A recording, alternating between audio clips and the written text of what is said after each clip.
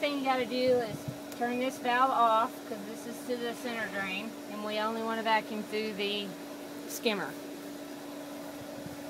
Then turn the heater off, because you can't vacuum while the heater's running. Okay, find the end of the hose that does not turn, because the end that turns is the end that's going to go onto your vacuum head.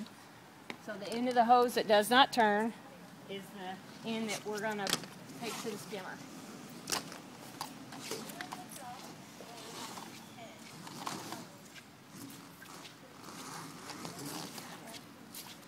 Run the hose through the wall, take the skimmer basket out,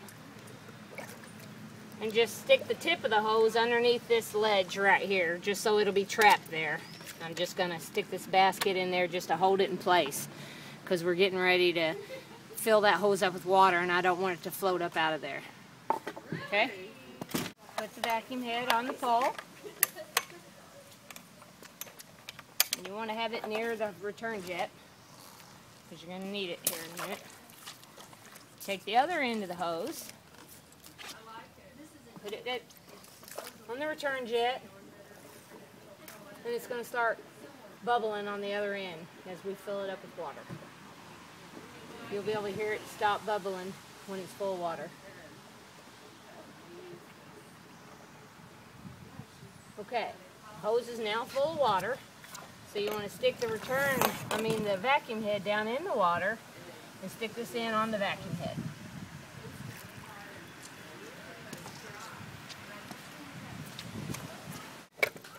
Put it back on. Yeah. Last thing is to take this in and stick it in the hole. You'll feel it.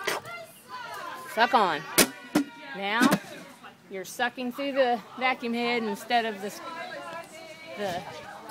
skimmer wall.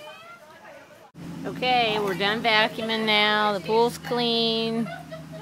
Vacuum head's still sitting on the bottom of the pool. So just pull the hose out of the skimmer hole and put the basket back in. Next, turn the pump off, the switch on the left. Then we're going to come over here and we're going to close the valve to the skimmer.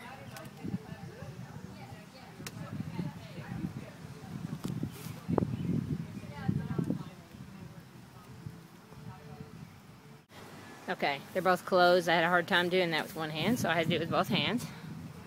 So now no water can come back from the pool when I take off the inline skimmer lid, so we can clean that basket. Take out the inline skimmer basket and gently tap it on the sidewalk to try to get the junk out of it. Probably going to have to drag the rest of that out by hand. Got on video. Try to get as much of the junk out of the basket.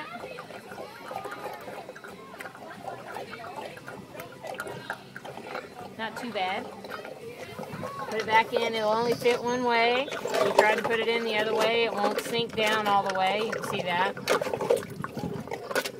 That gurgling is normal. Air getting in the lines. Try to make sure your rubber gasket doesn't have a bunch of junk on it. Put it back on. Tighten the thumb wheels down. And open your valves, both valves back up. Okay? Okay.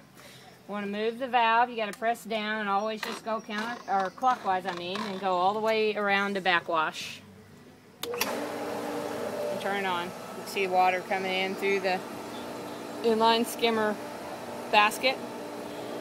And this bottle over here is what I kind of keep an eye on. Once the inline basket fills up, the water will turn colors as it's backwashing the dirt out of the sand filter.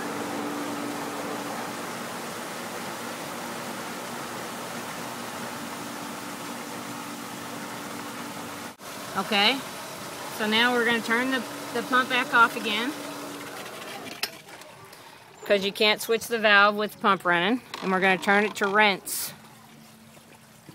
Normal backwash time is, you know, just a couple, 3 minutes until the water in the bottle gets clear.